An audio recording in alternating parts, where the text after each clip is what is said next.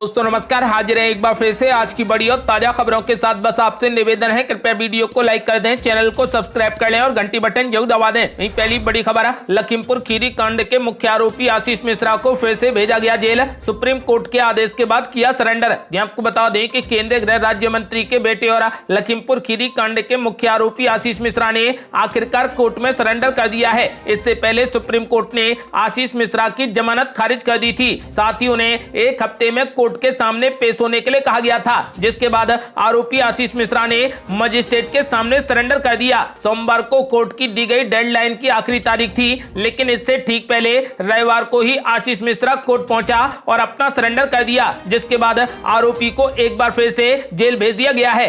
अगली बड़ी खबर, सांसद नवनीत राणा के खिलाफ लगाया गया राजद्रोह, शिव सैनिकों के खिलाफ भी कार्रवाई, 6 कार्यकर्ता गिरफ्तार। आपको बता दें कि मुंबई में हनुमान चालीसा पढ़ने को लेकर हुआ विवाद अब थमता नजर नहीं आ रहा। निर्दलीय सांसद नवनीत राणा और उनके पति की गिरफ्तारी के बाद अब शिवसेना कार्यकर्ताओं के खिलाफ कार्रवाई हुई है। खार पुलिस ने शिवसेना के 6 कार्यकर्ताओं को गिरफ्तार किया है। वहीं नवनीत राणा और उनके पति के खिलाफ अब राजद्रोह की धारा भी लगा दी गई है। इसके साथ ही मुंबई पुलिस ने निर्दलीय सांसद नवनीत राणा और उनके पति रवि राणा के खिलाफ दर्ज एफआईआर में सरकारी अधिकारी को कर्तव्य का निर्वहन करने से रोकने के लिए आपराधिक बल के इस्तेमाल संबंधी धारा जोड़ी है। यानी अब दोनों के खिलाफ धारा 353 के तहत भी मामला दर्ज हो चुका है। आपको बता दें कि नवनीत राणा और उनके पति के खिलाफ अब राजद्रोह की धारा भी लगा दी गई है। अगली बड़ी खबर, अखिलेश यादव का बड़ा बयान, बोले सपा आजम खान के साथ जमानत के लिए करेंगे प्रयास। आपको बता दें कि समाजवादी पार्टी के राष्ट्रीय अध्यक्ष अखिलेश यादव ने सीतापुर जेल में बंद रामपुर के विधायक आजम खान को लेकर बड़ा बयान दिया है। उन्होंने लखनऊ में कहा कि समाजवादी पार्टी आजम खान के साथ है और पार्टी उनकी जमानत के लिए प्रयास करेगी। बता दें कि पिछले कुछ दिनों से रामपुर के विधायक और सपा के दिग्गज नेता के समर्थक अखिलेश यादव पर मदद नहीं करने का आरोप लगा रहे थे। यही नहीं, इस वजह से कई नेताओं ने समाजवादी पार्टी से इस्तीफा भी दे दिया है। बहरहाल सपा प्रमुख अखिलेश यादव ने यूपी विधानसभा चुनाव के परिणाम के बाद पहली बार आजम खान को लेकर कोई बयान दिया है। यही नहीं, इस दौरान उन पर समाजवादी पार्टी के कई बड़े मुस्लिम नेता भी रामपुर विधायक की अनदेखी का आरोप लगा चुके हैं। साथ ही सवाल उठा चुके हैं कि क्या मुलायम सिंह यादव अगर जेल में बंद होते तो सपा प्रमुख कोई प्रयास नहीं करते। आपको बता दें कि अखिलेश यादव ने बड़ा बयान दिया है। उन्होंने साफ कह दिया है कि आजम खान के साथ में समाजवादी पार्टी है और जमानत के लिए समाजवादी पार्टी पूरा प्रयास करेगी। अगली बड़ी खबर, आजम खान ने अखिलेश यादव के दूतों को सीतापुर जेल से भेजा वापस, सपा का दामन छोड़कर बनाएंगे तीसरा मोर्चा। आपको बता दें कि सीतापुर जेल में बंद पूर्व सांसद आजम खान ने आज समाजवादी पार्टी के अध्यक्ष अखिलेश यादव के निर्देश पर उनसे जेल में मिलने आए प्रतिनिधि मंडल को वापस भेज दिया और अपनी बीमारी का बहाना बनाकर मुलाकात करने से साफ इनकार कर दिया। 3 दिन पहले प्रगतिशील समाजवादी पार्टी के अध्यक्ष शिवपाल यादव ने सीतापुर जेल में आजम खान से मुलाकात की थी और 20 अप्रैल को रालोद नेता जयंत चौधरी ने रामपुर पहुंचकर आजम खान के परिवार से मुलाकात की थी। इतना ही नहीं, आजाद समाज पार्टी के प्रदेश अध्यक्ष ने भी रामपुर में अब्दुल्लाह आजम से मुलाकात की थी, लेकिन समाजवादी पार्टी के राष्ट्रीय अध्यक्ष के प्रतिनिधि मंडल से मिलना आजम खान को पसंद नहीं। इसकी वजह हम आपको बता दें कि जब से आजम खान के मीडिया प्रभारी फसाहत खान उर्फ सानू ने समाजवादी पार्टी के राष्ट्रीय अध्यक्ष अखिलेश यादव के खिलाफ बयान देते हुए अपनी नाराजगी जाहिर की थी, तभी से माना जा रहा था कि आजम खान के परिवार ने अब समाजवादी पार्टी से बगावत करने का मन बना लिया है। फसाहत खान के बयान के बाद से समाजवादी पार्टी में एक के बाद एक कई इस्तीफे आजम खान के समर्थन में देखने को मिले और कई नेताओं की आजम परिवार से मुलाकात इस बात की तरफ साफ इशारा करती है कि अब आजम खान नई राजनीतिक पारी खेलने जा रहे हैं। यही वजह है कि आज आजम खान ने अखिलेश यादव के दूतों को सीतापुर जेल से बिना मिले बेरंग वापस कर दिया, जिससे साफ हो चुका है कि अब आजम खान और उनका परिवार समाजवादी पार्टी से दूरी बना चुका है। सूत्रों के मुताबिक जल्द ही आजम खान एक नई राजनीतिक पार्टी बना सकते हैं और इसके बाद कई छोटे छोटे दलों को साथ मिलाकर उत्तर प्रदेश में तीसरे मोर्चे को जन्म दिया जाएगा। सूत्रों के मुताबिक आजम खान के करीबी नेताओं से एआईएमआईएम, रालोद, आजाद समाज पार्टी के नेताओं की कई मीटिंग हो चुकी है। इतना ही नहीं, सूत्रों का दावा है कि तीसरे मोर्चे के गठन में समाजवादी गठबंधन के और भी दल आजम खान के साथ आ सकते हैं। अगली बड़ी खबर, गुवाहाटी नगर निगम चुनाव में बीजेपी की प्रचंड जीत, पीएम मोदी ने जनता को कहा धन्यवाद, कांग्रेस का नहीं खुला खाता।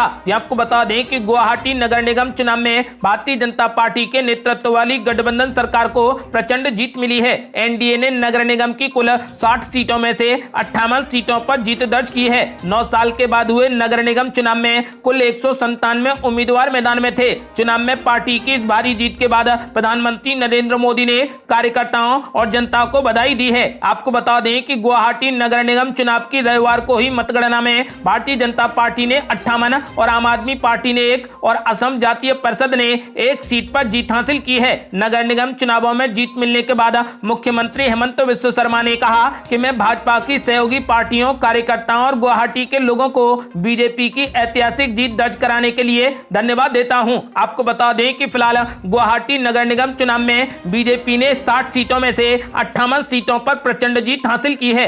अगली बड़ी खबर, शरद पवार ने अमित शाह पर बोला जोरदार हमला, बोले सांप्रदायिक हिंसा से जल रही थी दिल्ली, लेकिन अमित शाह इसे नहीं बचा सके। आपको बता दें कि राष्ट्रवादी कांग्रेस पार्टी अध्यक्ष शरद पवार ने दिल्ली के सांप्रदायिक दंगों को लेकर केंद्रीय गृह मंत्री अमित शाह पर निशाना साधा है। शरद पवार ने कहा कि अमित शाह दिल्ली की सांप्रदायिक दंगों से रक्षा नहीं कर सके। पश्चिमी महाराष्ट्र के कोल्हापुर में एनसीपी की रैली को संबोधित करते हुए शरद पवार ने दिल्ली के जहांगीरपुरी में हनुमान जयंती के अवसर पर निकाली गई शोभा यात्रा के दौरान हुई हिंसा का जिक्र किया। शरद पवार ने कहा कि कुछ दिन पहले दिल्ली सांप्रदायिक हिंसा की वजह से जल रही थी। दिल्ली राज्य को मुख्यमंत्री अरविंद केजरीवाल नियंत्रित करते हैं, लेकिन वहां की पुलिस केंद्रीय गृह मंत्रालय के अधीन आती है, जिसको अमित शाह देखते हैं। अमित शाह शहर को सांप्रदायिक हिंसा से बचाने में असफल रहे। एनसीपी प्रमुख ने कहा कि अगर दिल्ली में कुछ भी होता है तो संदेश पूरी दुनिया में जाता है। उन्होंने कहा कि विश्व कल्पना करेगा कि दिल्ली में अशांति है, आप सत्ता में हैं, लेकिन आप दिल्ली को नहीं संभाल सकते।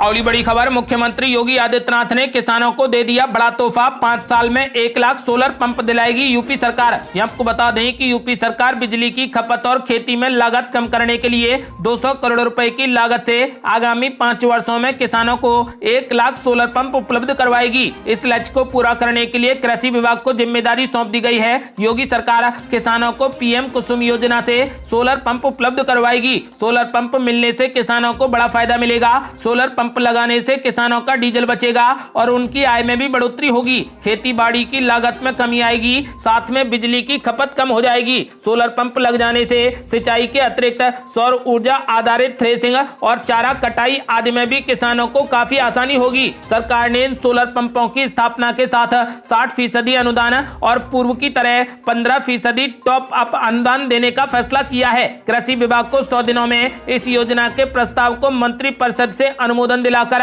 इसका क्रियान्वयन शुरू कराने की तैयारी की जा रही है। अगली बड़ी खबर, किसान नेता राकेश टिकैत ने किसानों के ट्रैक्टरों को बंद करने को लेकर मोदी सरकार पर बोला जोरदार हमला।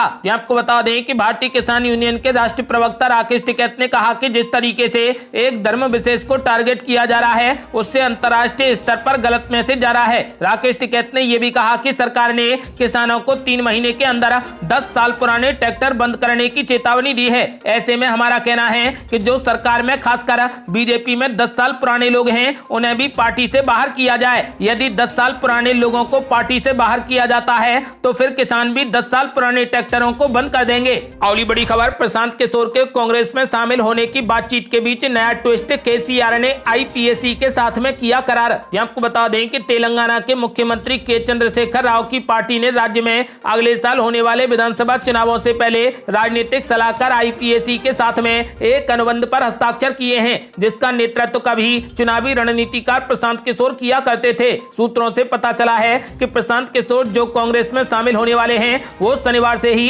हैदराबाद में तेलंगाना के मुख्यमंत्री के चंद्रशेखर राव के आवास पर डेरा डाले हुए हैं। इस अनुबंध को लेकर मुख्यमंत्री के चंद्रशेखर राव की काफी उम्मीदें हैं, लेकिन इस अनुबंध ने कांग्रेस के साथ में प्रशांत किशोर की सदस्यता को लेकर नई अटकलों को जन्म दिया है। प्रशांत किशोर देश की ग्रैंड ओल्ड पार्टी में एक बार फिर से नई जान फूंकने के लिए शामिल हो रहे हैं।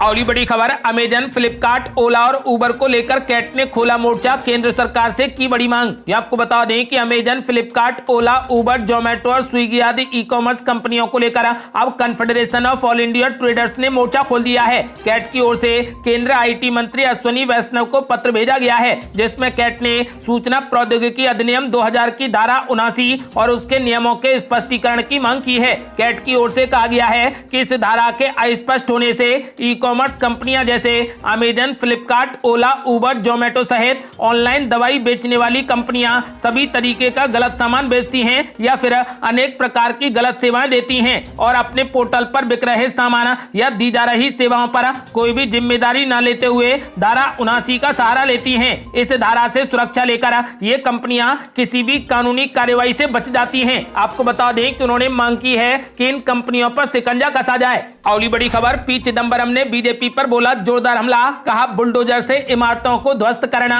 कानून व्यवस्था के ध्वस्त हो जाने को प्रदर्शित करता है। ये आपको बता दें कि कांग्रेस के वरिष्ठ नेता एवं पूर्व केंद्रीय गृह मंत्री पी चिदंबरम ने रविवार को कहा कि बुलडोजर के जरिए इमारतों को ध्वस्त करने की हालिया कार्रवाई कानून व्यवस्था के पूरे तरीके से ध्वस्त हो जाने को प्रदर्शित करती है। उन्होंने कहा कि यह मानना सही होगा कि अतिक्रमण हटाने के इस अनूठे तरीके का लक्ष्य मुस्लिम समुदाय और गरीबों को निशाना बनाना है। पी चिदंबरम ने पीटीआई भाषा से साक्षात्कार में दिल्ली के जहांगीरपुरी और उससे पहले मध्य प्रदेश के खरगोन में इमारतों को ध्वस्त करने के लिए की गई कार्रवाई पर तीखी प्रतिक्रिया व्यक्त करते हुए कहा कि बुलडोजर के जरिए इमारतों को ध्वस्त किए जाने को भाजपा नेताओं द्वारा सही ठहराना कानून के साथ खिलवाड़ है। अगली बड़ी खबर, योगी सरकार ने दी मरीजों को बड़ी राहत, अब कम पैसों में मिलेगा बेहतर इलाज। ये आपको बता दें कि आयुष्मान योजना के तहत मरीजों को अब और बेहतर इलाज मिल सकेगा। दरअसल सरकार आयुष्मान योजना में जांच का बजट बढ़ाने जा रही है। अब एमआरआई और पेट स्कैन समेत कई महंगी जांचें फ्री में हो सकेंगी। अभी तक साल में रेडियोलॉजी जांच पर 5000 रुपए की सीमा थी, लेकिन अब इलाज के कुल पैकेज में सभी तरीके की रेडियोलॉजिकल जांचों का शुल्क भी जोड़ा जाएगा। केंद्र सरकार नेशनल हेल्थ अथॉरिटी ने राज्यों को इसका प्रस्ताव भेज दिया है। शर्त है कि इस योजना का 40% खर्च राज्य सरकार को उठाना होगा, जबकि योजना में करीब 800 तरीके के पैकेज की रकम सीमा बढ़ेगी। आयुष्मान योजना के तहत पंजीकृत रुपए का इलाज सरकारी और निजी अस्पताल में करा सकते हैं। इस योजना के तहत अब तक पंजीकृत मरीज साल भर में 5000 रुपए तक की रेडियोलॉजी जांच करा पाते थे। इससे महंगी जांच कराने के लिए खुद भुगतान करना पड़ता था। पैकेज में बीमारी के हिसाब से जांचों का शुल्क भी अब जोड़ दिया जाएगा। अगली बड़ी खबर, कोरोना ने फिर बढ़ाई टेंशन, बढ़ रहे मामलों पर पीएम मोदी 27 अप्रैल को मुख्यमंत्रियों के साथ करेंगे मीटिंग। ये आपको बता दें कि देश में एक बार फिर कोरोना के मामलों में बढ़ोतरी दिखाई दे रही है। कोविड की बढ़ती स्थिति को देखकर प्रधानमंत्री नरेंद्र मोदी 27 अप्रैल को देश के मुख्यमंत्रियों के साथ में समीक्षा बैठक करेंगे। इस बैठक में पीएम मोदी के साथ प्रधानमंत्री कार्यालय के वरिष्ठ अधिकारी भी शामिल होंगे। केंद्रीय गृह मंत्री अमित शाह, केंद्रीय स्वास्थ्य मंत्री मनसुख मांडविया और उनके मंत्रालय से संबंधित अधिकारियों के भी इस बैठक में शामिल होने की संभावना है। सूत्रों की माने तो इस बैठक में केंद्रीय स्वास्थ्य सचिव राजेश भूषण भी देश में बढ़ते कोविड के मामलों को लेकर एक प्रेजेंटेशन देंगे। अगली बड़ी खबर, रमजान, ईद और अक्षय तृतीया को लेकर मुख्यमंत्री योगी आदित्यनाथ ने दे दिए सख्त निर्देश। ये आपको बता दें कि उत्तर प्रदेश के मुख्यमंत्री योगी आदित्यनाथ ने आने वाले त्योहारों के मद्देनजर सोमवार को शासन और प्रशासन के अधिकारियों की जिम्मेदारी और जवाबदेही तय करते हुए पुलिस को अतिरिक्त तौर पर संवेदनशील रहने की हिदायत दी है। और दो टूक कहा कि माहौल खराब करने की कोशिश करने वाले अराजक तत्वों के साथ पूरी कठोरता की जाएगी। ऐसे लोगों के लिए सभ्य समाज में कोई स्थान नहीं होना चाहिए। मुख्यमंत्री योगी आदित्यनाथ ने रमजान, ईद और अक्षय तृतीया जैसे त्योहारों को लेकर सोमवार को वीडियो कॉन्फ्रेंसिंग के जरिए आयोजित समीक्षा बैठक में अधिकारियों को सख्त निर्देश दिए हैं। योगी ने तहसीलदार, उप जिला अधिकारी, क्षेत्राधिकारी और थाना प्रभारियों को अपनी तैनाती के क्षेत्र में ही रात्रि विश्राम करने के निर्देश दिए हैं और उच्चाधिकारियों को इस व्यवस्था का कड़ाई से अनुपालन सुनिश्चित कराने को कहा है। अगली बड़ी खबर, यूपी के सरकारी स्कूलों को लेकर मुख्यमंत्री योगी आदित्यनाथ का बड़ा ऐलान, सभी स्कूलों का होगा कायाकल्प। आपको बता दें कि दूसरी बार सत्ता संभालने वाले योगी आदित्यनाथ की नजरें अब यूपी के सरकारी स्कूलों पर टिक गई हैं। मुख्यमंत्री योगी आदित्यनाथ ने यूपी के सरकारी स्कूलों की सेहत सुधारने की कवायद अब शुरू कर दी है। योगी सरकार ऑपरेशन कायाकल्प के तहत स्कूलों को स्मार्ट बनाने की तैयारी कर रही गई है। सूत्रों के अनुसार योगी सरकार अपने दूसरे कार्यकाल में ऑपरेशन कायाकल्प से प्राथमिक और माध्यमिक स्कूलों की स्मार्टनेस को और बढ़ाने जा रही है। इसके लिए उसने पूरी तैयारी कर ली है। यूपी के सभी प्राथमिक विद्यालयों में बच्चों के लिए अनुकूल फर्नीचर जैसे टेबल, बेंच आदि की व्यवस्था होगी। 30,000 माध्यमिक विद्यालयों के बुनियादी ढांचे का नवीनीकरण भी किया जाएगा। निजी स्कूलों की तरह सरकारी विद्यालयों में ऑडियो वीडियो प्रोजेक्ट के साथ स्मार्ट क्लासरूम बनाने की भी योजना है। यूपी के प्राथमिक और माध्यमिक विद्यालय कॉन्वेंट स्कूलों को टक्कर देंगे। उनमें पुस्तकालय, computer lab, science lab, art room बनाने के साथ साथ वाईफाई की व्यवस्था होगी। निजी स्कूलों की तरह बच्चों की बेहतर पढ़ाई के लिए हर तरीके की सुविधाएं उपलब्ध कराने के लिए सरकार प्रतिबद्ध है। कई विद्यालयों में बच्चों के लिए खेलने के लिए मैदान की सुविधा भी उपलब्ध कराई जाएगी। ये थी अब तक की बेहद बड़ी खबरें। यदि आप भी चाहते हैं कि भारत जल्द से जल्द कोविड मुक्त हो जाए तो इस वीडियो को लाइक कर अपनी राय हमें कमेंट बॉक्स में जरूर दें। यदि आपने अभी तक हमारे चैनल को सब्सक्राइब नहीं किया है तो कृपया चैनल को सब्सक्राइब कर घंटी बटन जरूर दबा दें। जल्दी मिलते हैं बड़ी अपडेट के साथ, तब तक के लिए जय हिंद, जय भारत।